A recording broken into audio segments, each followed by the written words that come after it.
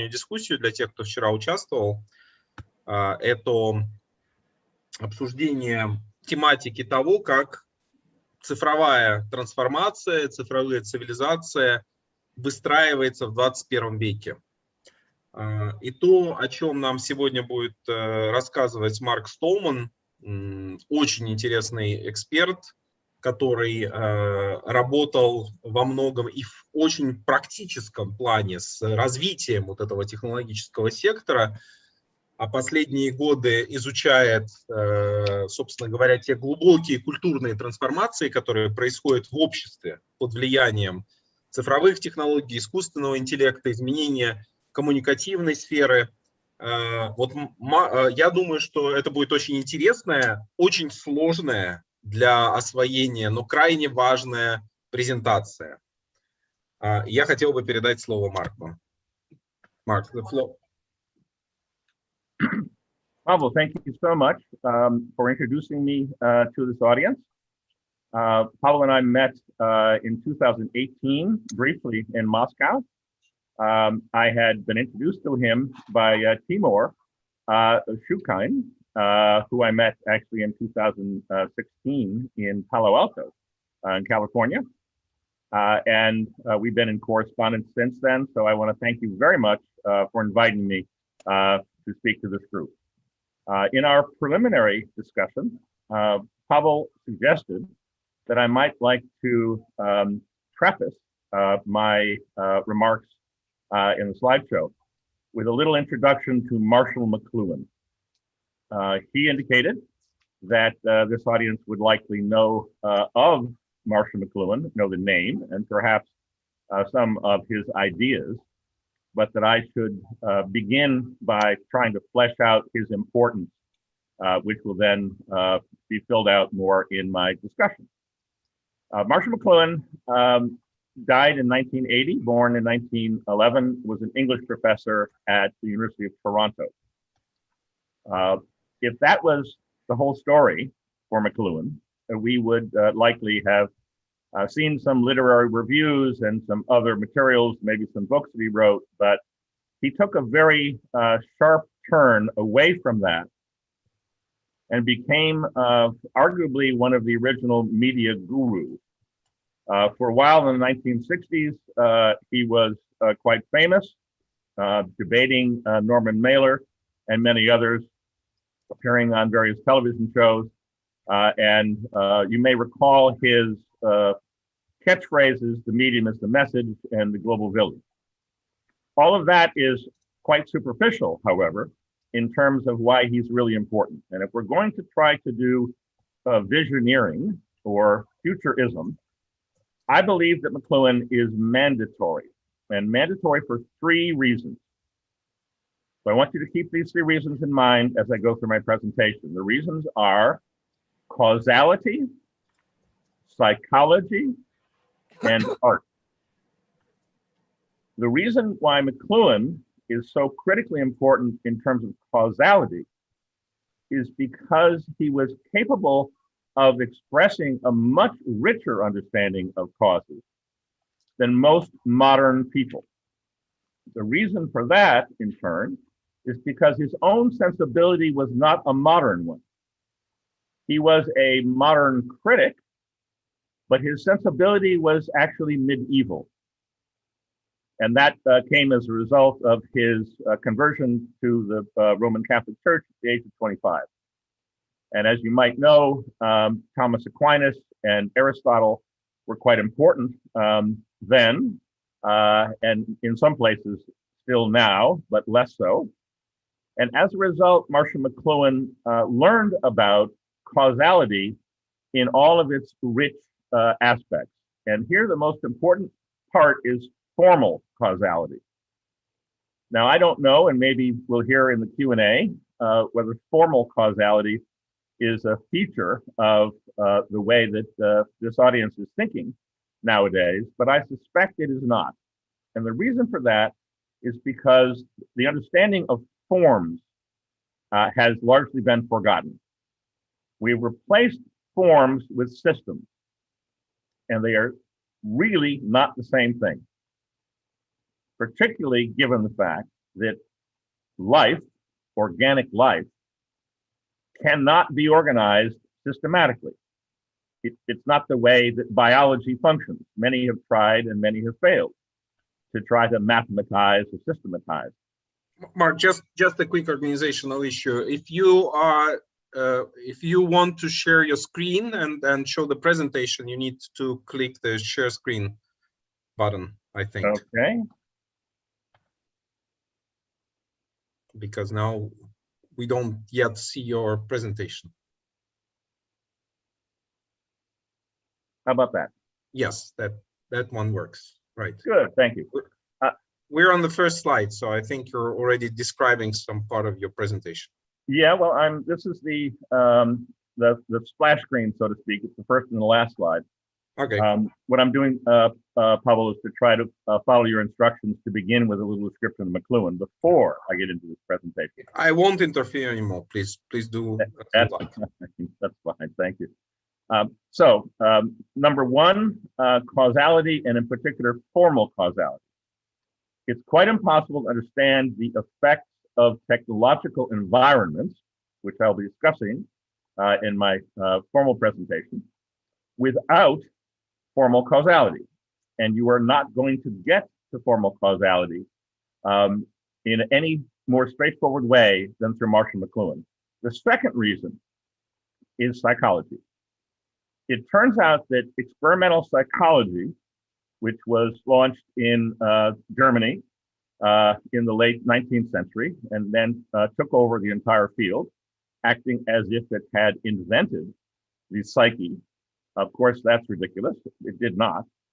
And the psychology that was left behind with experimental psychology, and I think this applies to Russian as well as Chinese and Indian experimental psychology, they all eliminated the critical pieces. They reduced the human being to something that could be experimented on.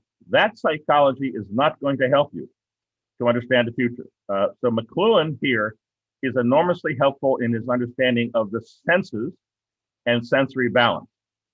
Lastly, because art is an expression of our subconscious, and the subconscious, or what McLuhan would call percept, is where human beings actually organize themselves. With McLuhan, you will get all three. You will get causality, correctly understood. You will get psychology, more or less correctly understood. There's some important wrinkles there. And you will get a deep understanding of the role that art plays in foretelling the world in which we are going to live. McLuhan borrowed the phrase from Ezra Pound that the artist is the antenna of the race. And that is very significant all throughout McLuhan. So now I will go to my slides. And as you see, the title of my presentation today is Back to the Future. The implication in that title should be that we are going to learn something from our past, which tells us a great deal about our future. You'll see the emblems here also of three different projects that we are working on. The parent organization is the Center for the Study of Digital Life, which Pavel introduced me and our activities. We are now in the process of launching two other aspects, a for-profit advisory service called Exogenous Inc., or EXO, and we're starting a university.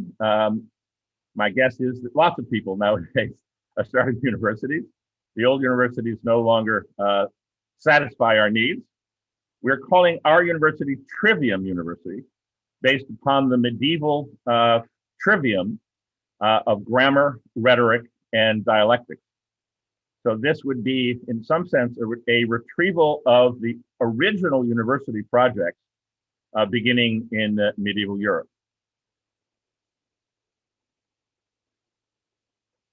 As I'm sure many of you have considered, and the title Back to the Future is an indicator of this, we're already living in the future. This is not something that we need to imagine happening 20, 30 years from now. In fact, it happened 20 years ago. And so this orientation to the future becomes very important and at the same time very difficult, particularly if we don't have an understanding of the causality and the psychology involved. We have obsolesced the earlier sensibility associated with an electric environment. I'll explain this a bit more later. And the concerns associated with that. So by and large, the sorts of things that you will see in headlines, the sorts of things that perhaps come up in discussions, they may very well be what Marshall McLuhan called the rear view mirror. They may very well be things that are no longer all that important.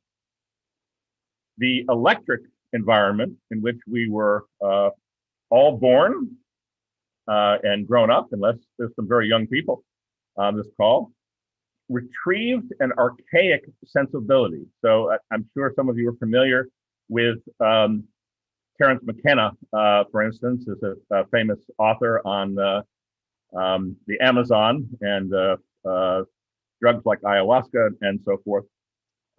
He famously wrote a book called The Archaic Revival. That was an absolutely apt description of the electric paradigm. However, we don't live there anymore. We are already living in a digital paradigm, and that retrieves something else.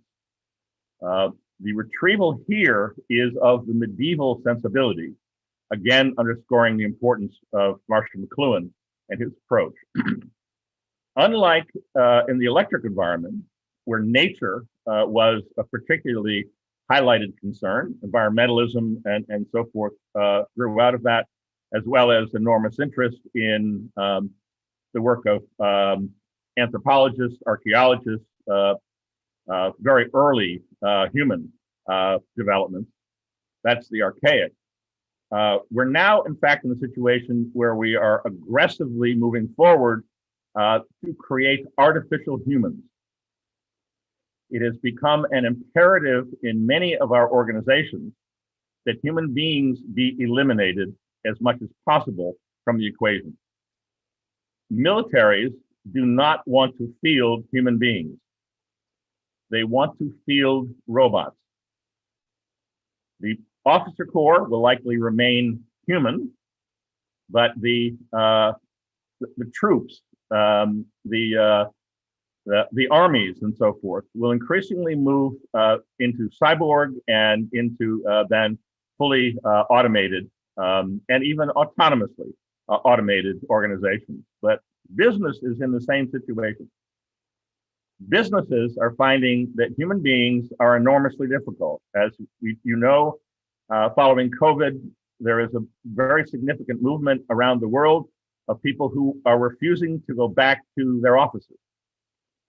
That refusal to return to the workplace is coupled, of course, with a strong sense that people have that their jobs are precarious anyway, and they might as well try to figure out a way to live without having to rely on any of that. And so the replacement of human beings in organizations from the military through multinational corporations is already well underway.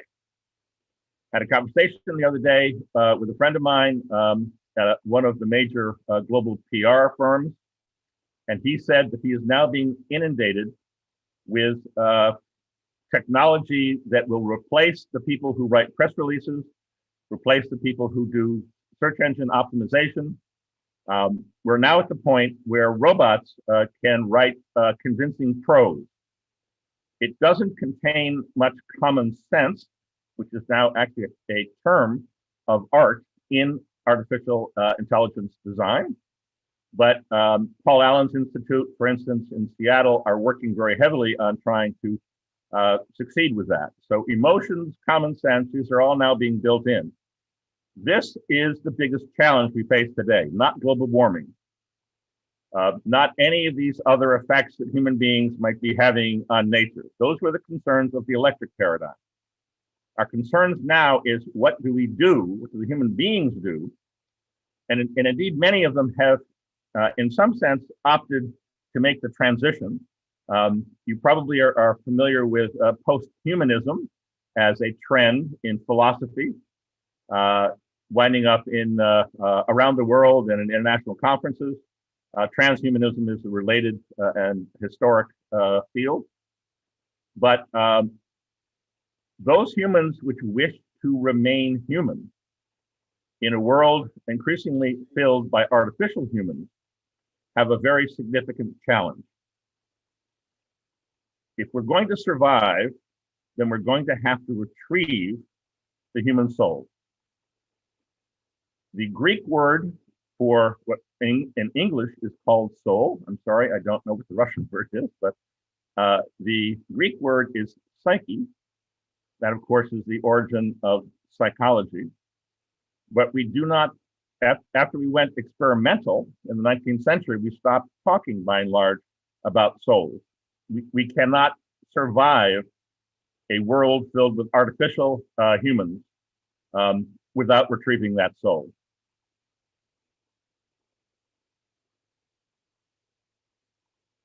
Again, based upon the work of Marshall McLuhan and many others. In fact, there's a large field known as media ecology, where Marshall McLuhan fits in with dozens of others. So there's a lot of work that's been done on this. I'm not quite sure how much of this has been translated into Russian. I know that many of the major works by Marshall McLuhan have been translated. However, probably the single most important work, which is to say the last one, which is known as Laws of Media, has not been translated into Russian. But the way that human psychology has developed, and this is sometimes referred to as co-evolution, and there's a variety of other terms that apply to this, is through a series of epochs or psychotechnological environments. I've listed the major 5 of them. Yes, their boundaries are quite fluid. Geographically, things happen at different times, obviously, in different places. So don't take these dates as being hard and fast by any means, but the oral or archaic environment is generally understood to have ended sometime in the few centuries around 500 BC. The typical name that is given for this transition is the axial age.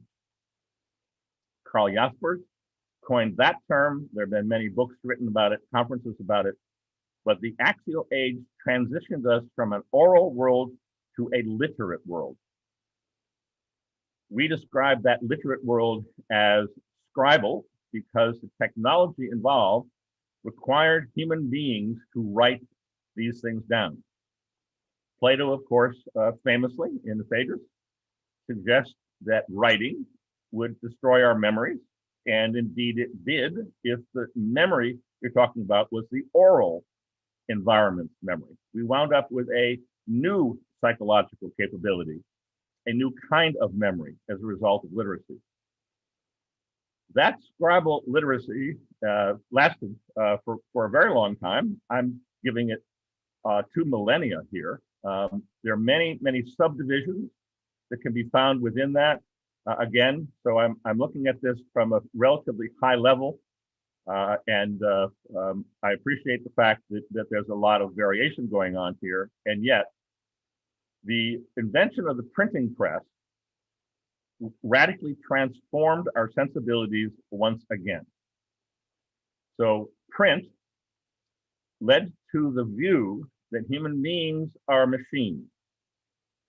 This mechanical or clockwork sensibility gave us a great deal of development. Russia was certainly involved in aspects of this.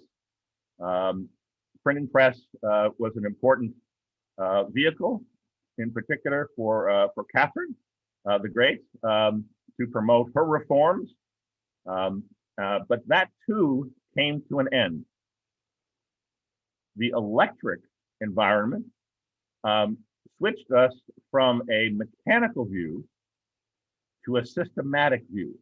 And so it's under electric conditions that we get global Marxism, as well as fascism.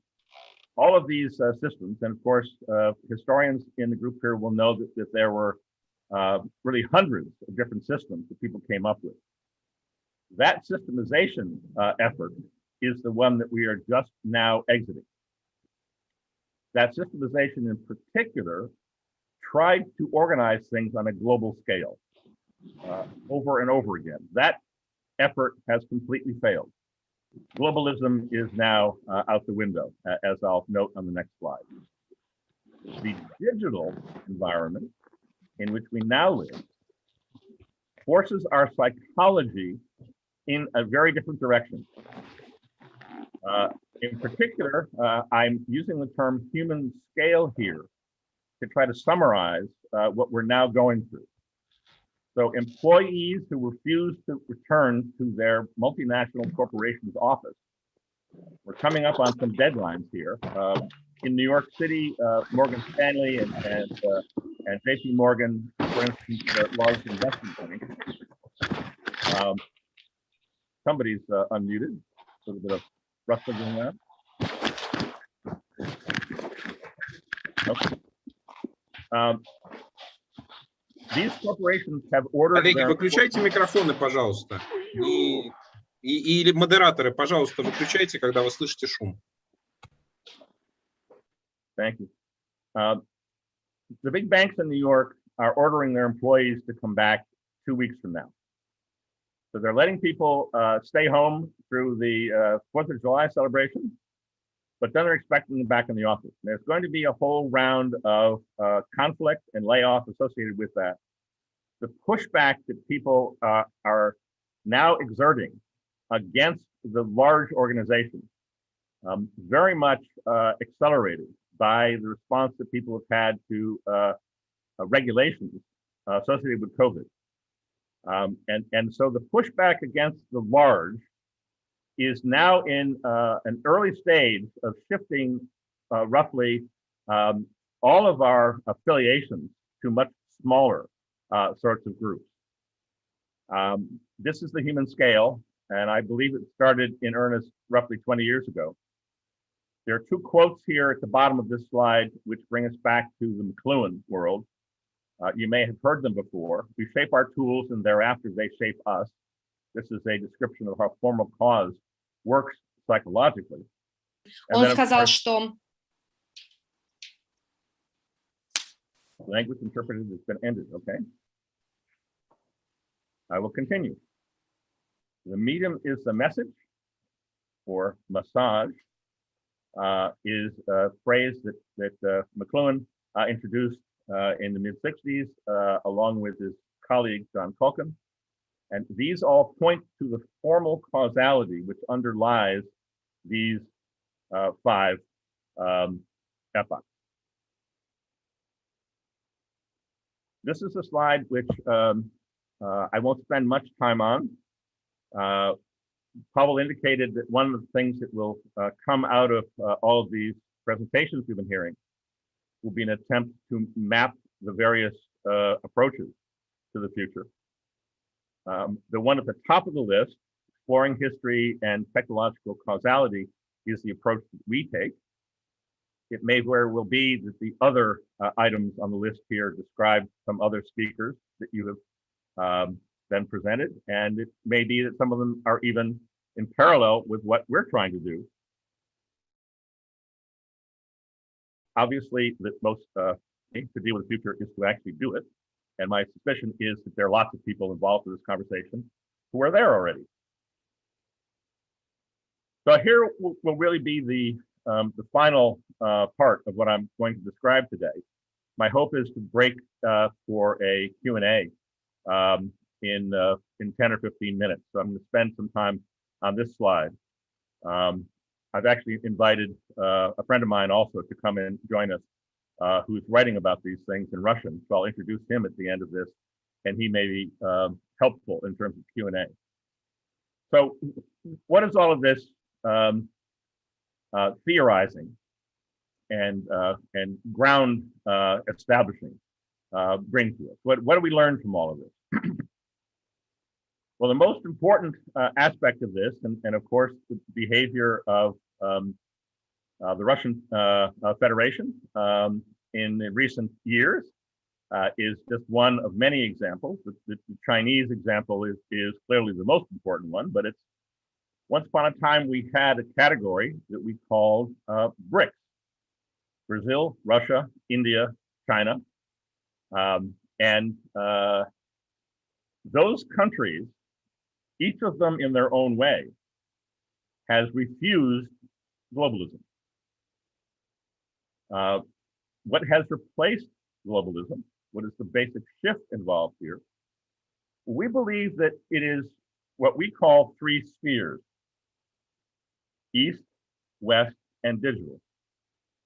We base that analysis on the linguistic structures involved. So language, originally spoken and later written, but as we've highlighted here, it is the transition to literacy and written language that really underpins where we have been going for a few thousand years now. These linguistic structures are not the same everywhere on Earth. Russia is a part of the West because its basic linguistic structure is alphabetic. China, of course, is not alphabetic. It is logographic. That is to say, the symbols actually contain meaning, and not just meaning, they contain enormous history. And in many senses, they are even considered to be of divine origin. That is a radically different linguistic structure. So therefore, today being the 100th anniversary of the founding of what was originally called the Chinese Communist Party, CCP, that name changed to the Communist Party of China, CPC, on victory. So you can tell whether people are being propagandistic or historically accurate by which initials they use for it. But today, in any event, is the 100th anniversary of its founding in Shanghai.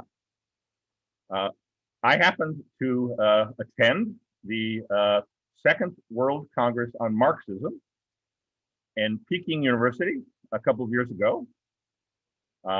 In fact, I think I was heading there after I met with Pavel in 2018, but it was an absolutely remarkable event. Marxism has been completely recrafted by the Chinese. They threw away the Russian translation.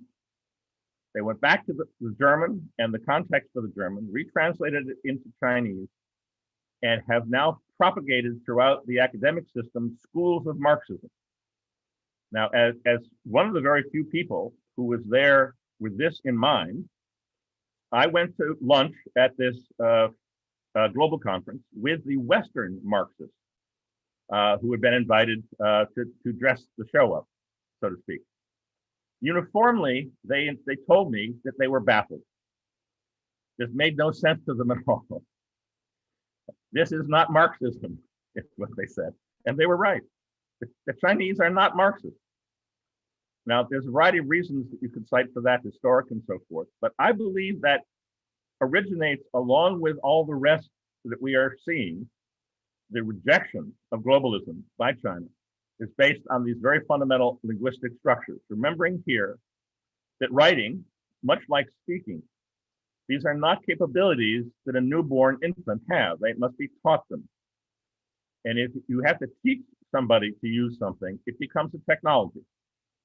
And it becomes, because it's there at the very beginning of our lives, it becomes the technology upon which the rest, all the way up through culture, is based.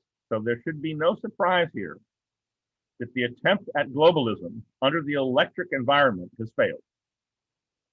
And we've now gone to something else. But there's something on this that may confuse you. So let me be a little bit more specific.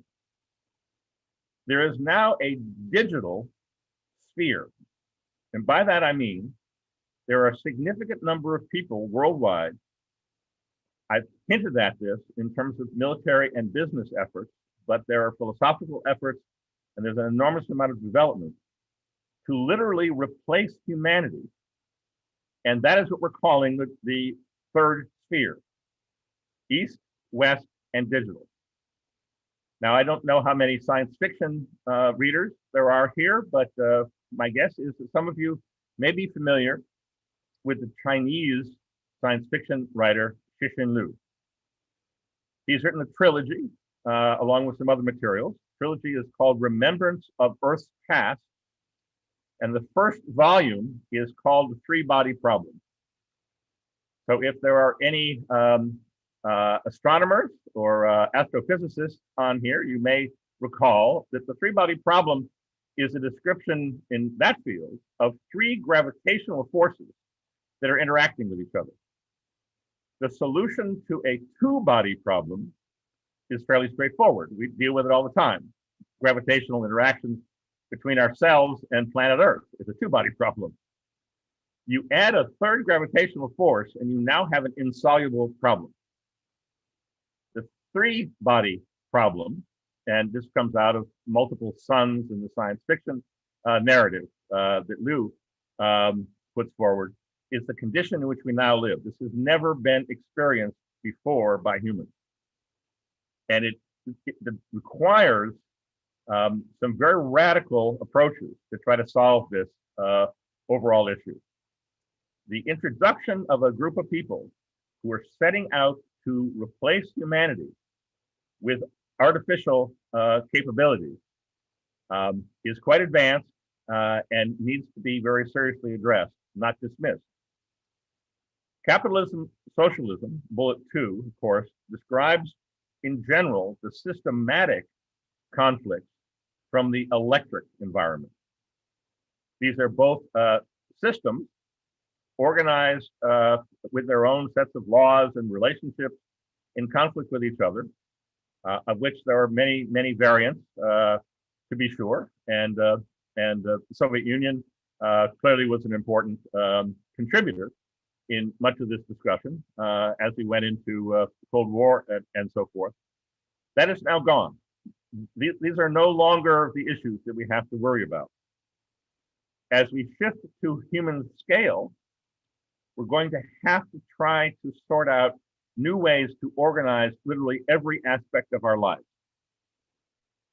Subsidiarity is a term that may not be familiar to this audience, but as it turns out, it was the basis of the formation of the European Union.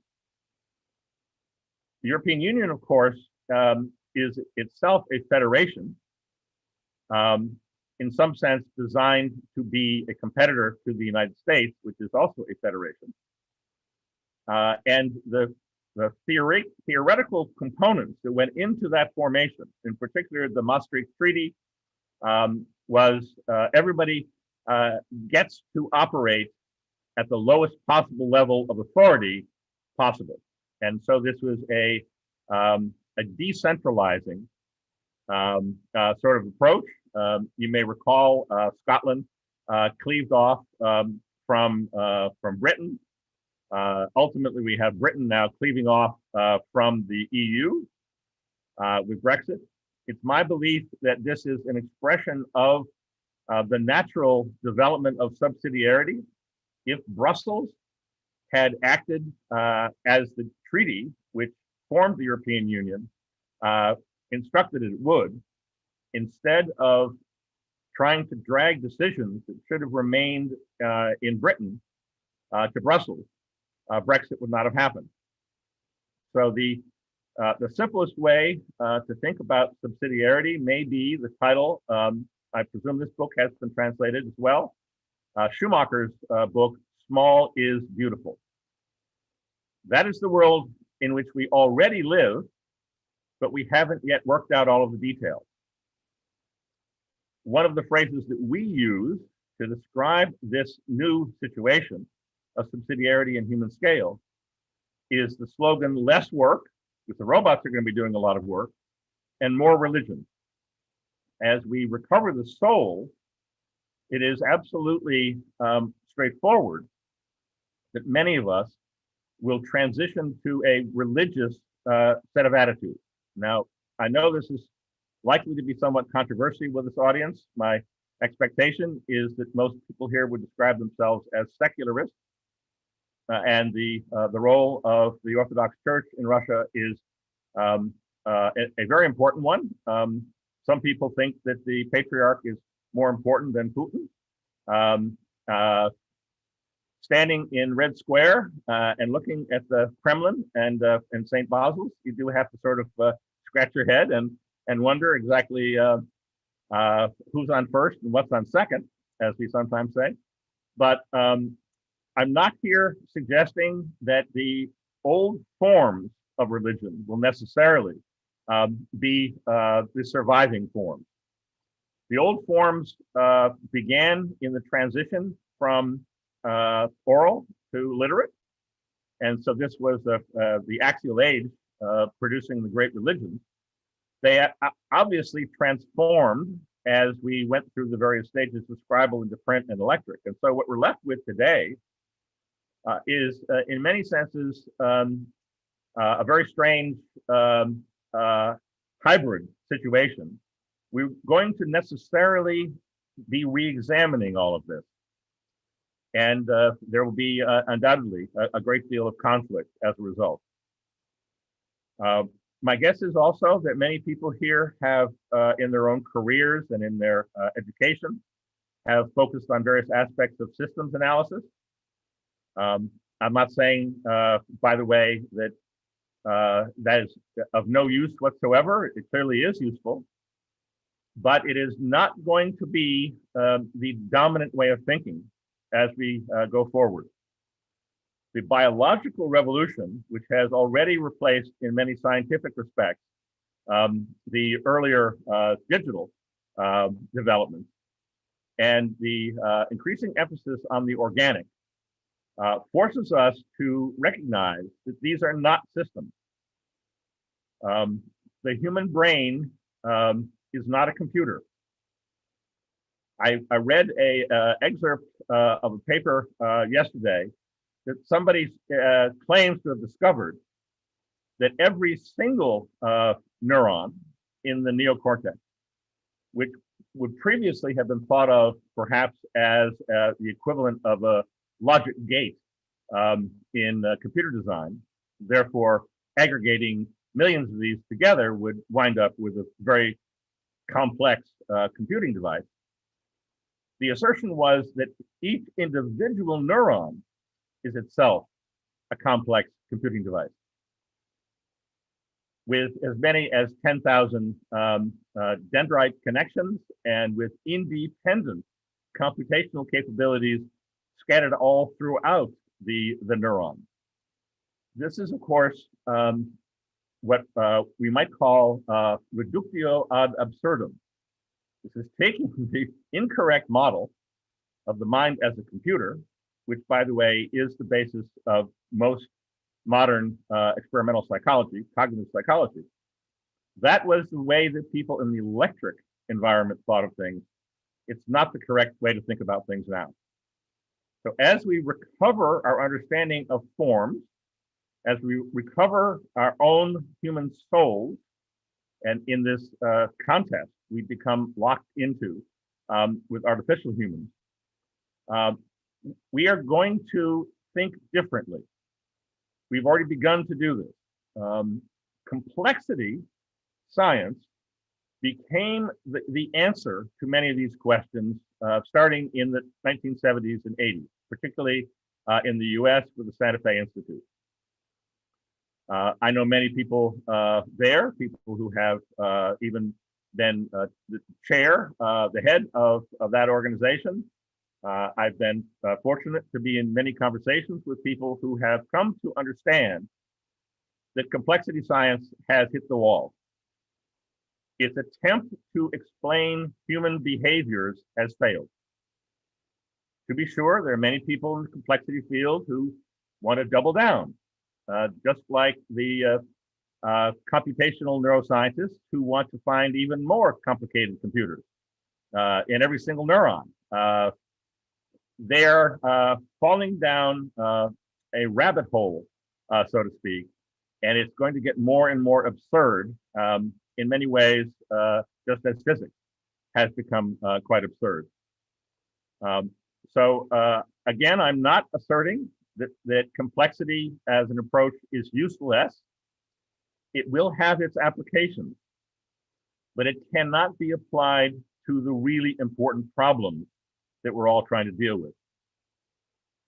instead of cognitive psychology, we are in the process of retrieving what would be called faculty psychology.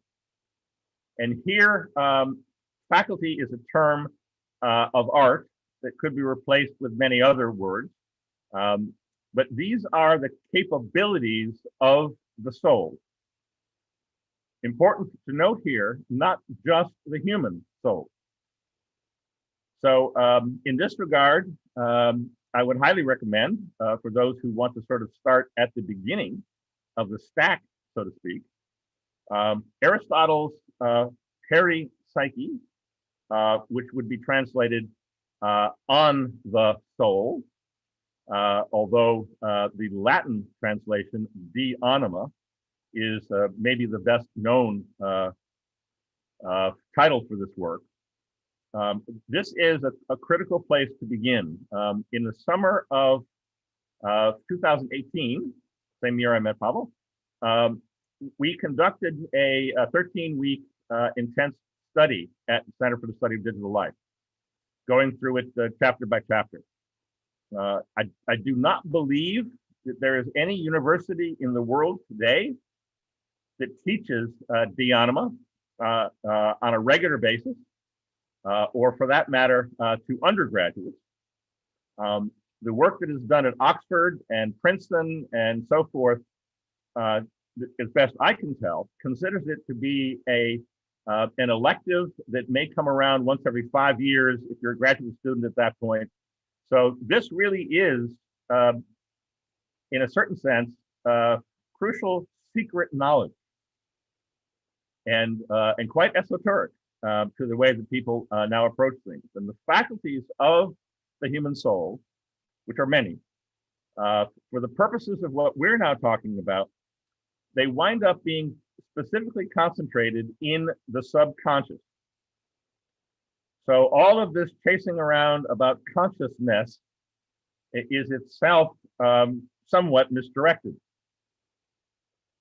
All of the discussions about the smallest unit, the atom of thought, qualia, and beyond. These are the result of starting in the wrong place, so to speak. These are a result of trying to systematize things that really cannot be systematized in that way. Instead, they need to be distinguished. And as we go through the process of discerning and distinguishing these capabilities, we're going to wind up with faculty psychology near the top of that list. Now, I will note for you, because you probably have the URL, particularly for CSDL, Center for the Study of Digital Life, has a practical journal using the Greek term dia noetikon, which just simply means thinking things through. And we have published a 200+ page book on our website dealing with the ecology of the inner senses. This is where the action happens. This is where the world outside gets transformed into how we conceptualize it. And this is not something which is widely known. This, again, is esoteric and in some sense secret knowledge, which we've tried to contribute to here. As I previously indicated, environmentalism was an enormous concern, understandably, as the industrial age continued to destroy aspects of nature. We have ended the industrial age. To be sure, aspects of it are still going on in India and China, but they're already planning for the S-curve, the logistics curve of industrialization to come to an end. Environmentalism has in fact been added to the constitution of China as a requirement. Never happened before under industrial conditions. That should indicate to you that something strange has happened here. And instead of now continuing to worry about the effects on nature of an electric environment and an earlier print environment, we're shifting now into concerns about the way that the technologies we use to communicate, the media, how they interact with each other. And so this is the field of media ecology. And in a moment, I'll introduce a Russian writer who is working in that area, who may be helpful for those who wish to follow this up. Synthesis and dialectics, of course, are things that people are quite familiar with. These involve the notion that progress will allow us to take contraries and somehow resolve them and come up with a synthetic answer. It's quite understandable how under electric conditions in particular, if you're trying to build a system, you want to resolve these sorts of things. Well, I'm telling you, what you probably already suspect, they cannot be resolved. In fact, we are going to have to come to a whole new understanding of how contraries, which are not just simply dichotomies, but are often tri and quadra conflicts. And in this regard, I'm going to recommend the book that is not translated into Russian for those who wish to follow up on McLuhan, and that will be The Laws of Media, in which tetrads are developed based upon actually a medieval approach to exegesis. So that's sort of the core of what I wanted to say today. We're back to the splash side here. I don't know if the moderators can find Andre Mirosh Nishenko. Andre, are you there? Hey, yes, Mark, I'm here. This is Andre. Great. Long Andre, time no seen. How are you? I'm great. Andre is a friend from the media ecology community. He's currently working in communications department at York University in Toronto. I think that's correct. Yes, that's right.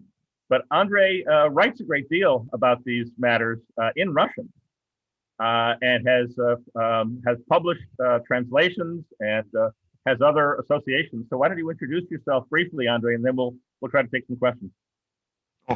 Thank you, Mark. Павел, если вы позволите, два слова. Марк пригласил меня поучаствовать в лекции. Certainly. Спасибо, Mark. Very interesting. Yeah, very interesting lecture, very profound analysis of McLuhan approach. Я бы хотел два слова сказать specifically о концепции McLuhan rear view mirror, зеркало заднего вида, которое мы смотрим, мне кажется, очень важно для технологических стартапов. Идея такова, что когда мы движемся в будущее, ставьте себе водителя, который смотрит не вперед, а в зеркало заднего вида всегда. И видит всегда то, что уже проехал. Вот эта идея, что каждый медиум, каждая новая технология, она сначала реализует задачи старого медиа. Например, радио начиналось с того, что там читали книги, рассказывали истории. Телевидение — это были говорящие головы, по сути, это было радио, театральные постановки, спорт. Да? Каждый медиум сначала исполняет задачи старого медиа, но потом он развязывает свои новые силы, которые меняют экологию. McLuhan анализировал Эдисона, фонограф, граммофон. Эдисон придумал граммофон для того, чтобы записывать телефонные разговоры. Сам изобретатель думал, что этот медиум будет решать некоторую старую задачу. Записывать телефонные разговоры точно так же, как мы записываем письма, пишем письма, да, то есть делать письма из телефонных разговоров. Но что сделал фонограф? Он освободил прослушивание развлечений от места и времени исполнения. Фонограф позволил записывать пластинки с музыкой. Да? И вот эта вот сила, environmental force, как медиаэкологи сказали бы, да, она освободила прослушивание, люди стали слушать музыку, возникла индустрия звукозаписи, возникла бизнес, шоу-бизнес, возник культ селебрити, культ селебрити привел к тому, что возник Трамп. По сути, Эдисон развязал вот такую силу природную, которая в конце концов привела к появлению Трампа. Значит, логика media ecology — смотреть, как использование конкретного медиа, какие силы технологические из этого могут возникать. Да? Ответственен ли Эдисон за появление Трампа? Он всего лишь хотел записывать телефонные разговоры, но на самом деле получилось, что возникла целая новая индустрия, изменилось существование человеческого. Маленькая ремарка. Thank you, Mark, for introduction. I think now would be a good time if there are any questions, Pavel. Is that where we go now?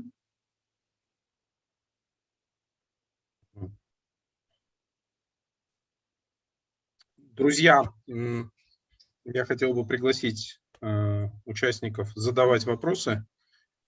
У меня они тоже есть, на самом деле, но я хочу послушать, если есть у кого-то. Так, Кристина, там группу? Есть вопрос Алексея, и есть еще поднятые руки.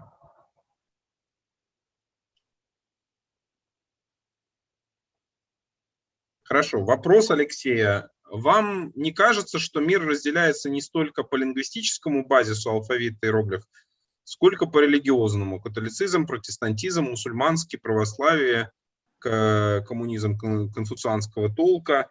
Это становится важно в эпоху киберпространства и разобщенности, где большой месседж, объединяющий группы, где-то в глубине, глубоко в структуре языка и бессознательного.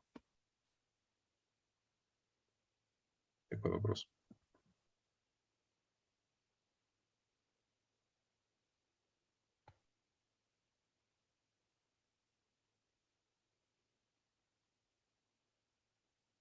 Maybe you have some questions, Pavel. Did Christine translate the question? The question was do you think that there is a different dynamics of division that is driven not so much by linguistic differences, the alphabetic cultures versus, let's say, iconic hieroglyphic cultures, but more by, let's say, religious differences, the historical religious differences, big belief systems like Abrahamic religious versus Confucianism and other traditions. So don't you see the spiritual divisions to be more important? What's your perspective on this? That's an excellent question, and I think they go hand in hand. So there was probably much more commonality around the world, which probably is identified under scribal conditions as mysticism and maybe even shamanism, a commonality across cultures that was really truncated and radically transformed by literacy. So it was identified by Karl Jaspers in his initial discussion of the axial age that this produced what we would now call the great religions. And the reason why that's important is because everything that you have just mentioned is based upon sacred books.